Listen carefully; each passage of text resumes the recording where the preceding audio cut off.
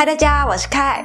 今天不会分享任何生酮食谱，而是会分享给你们生酮食谱里会用到的食材。我会尽量精简的介绍各个食材的特性，好让小伙伴们在购买的时候可以做出更好的选择，或是在缺少某样食材的时候可以找出最适合的替代方式。我的频道会在每周一和周四分享一款生酮、低碳、无糖的健康食谱。感兴趣的小伙伴记得订阅我的频道，并且开启小铃铛，才不会错过每次的分享哦。那话不多说，我们就进入正题吧。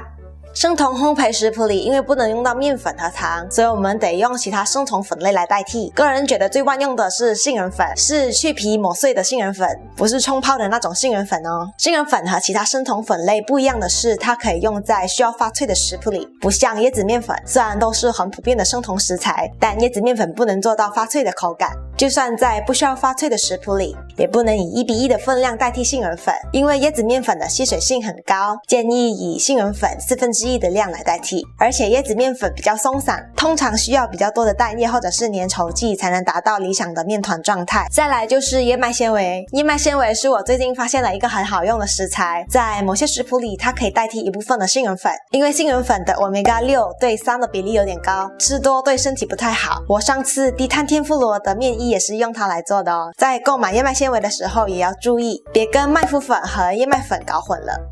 再来是谷燃粉，谷燃粉是纯面筋，是蛋白质，普通面粉里除了淀粉以外的另外一样成分，不含任何的碳水。虽说麸质对健康没什么好处，但我偶尔还是会用它来做面包解馋。再来就是亚麻籽粉，素食者会用它加点水代替蛋液，有一定的吸水性和粘稠性。我之前也用它来做汉堡的面包。洋车前子是一样非常常用的生酮食材，有非常强的吸水性，可以做出糯糯的口感，也可以做到粘合粉类的作用。再来就是黄原胶，黄原胶是一种粘稠剂，可以拿来勾芡，增加酱料的粘稠度，也可以让粉类更好的粘合。接下来说说奶酪，我很常在食谱里用到奶油奶酪，因为它能够增加面团的延展性，也可以做到让食材粘合的作用。马苏里拉芝士也有一样的效果。帕玛森芝士如果方法用对，可以做到发脆的效果，但是它的风味有点重，不适用于每一个食谱。下一个奶制品就是淡奶油，我每次在食谱里提到的都是动物性淡奶油哦。除了打发涂抹在生酮蛋糕上，我也会用它以1:1的分量加水来代替牛奶，因为牛奶里有乳糖，糖分有点高，容易碳水超标。再来就是黄油，黄油是我的最爱，但最近发现我用的太凶了，有点烧钱。刚好家里有一大罐的椰油，所以偶尔还会用一用椰油。在买黄油的时候也要注意别买到植物性黄油哦。椰油其实比黄油健康一点，但是我个人真的不喜欢椰子味太重。虽然在常年夏天的马来西亚，它在室温是液态，但还算是固体油，基本上可以根据自己的口味和黄油跟猪油做代替。再来就是液体油，亚麻籽油、橄榄油都是很好的油，但是它们烟点不高，不适合高温油炸。我油炸的时候会用精炼椰子油，它的烟点比较高，也没有椰子味。但如果你们不介意价钱的话，非常推荐用牛油果油，它很健康，而且烟点高，适合任何的料理方式。再来说一下调味吧，最常用到的调味就一定是盐巴，我用的是喜马拉雅山盐巴，矿物质比较多。如果是酱油的话就要注意哦，最好是选有机的，而且也要注意标签上碳水和糖分的部分。我之前用的是酱油代替品 Liquid Amino， 完全低碳，但用完了，而且听说已经停产了，所以打算再入手一罐椰子酱油。其他调味像是蚝油、番茄酱、辣椒酱，我基本上都是不会用的，除非它们的成分表合格。如果要调味的话，味增和各种香料都是很好的选择。个人必备是辣椒粉、五香粉、孜然粉、胡椒粉等等。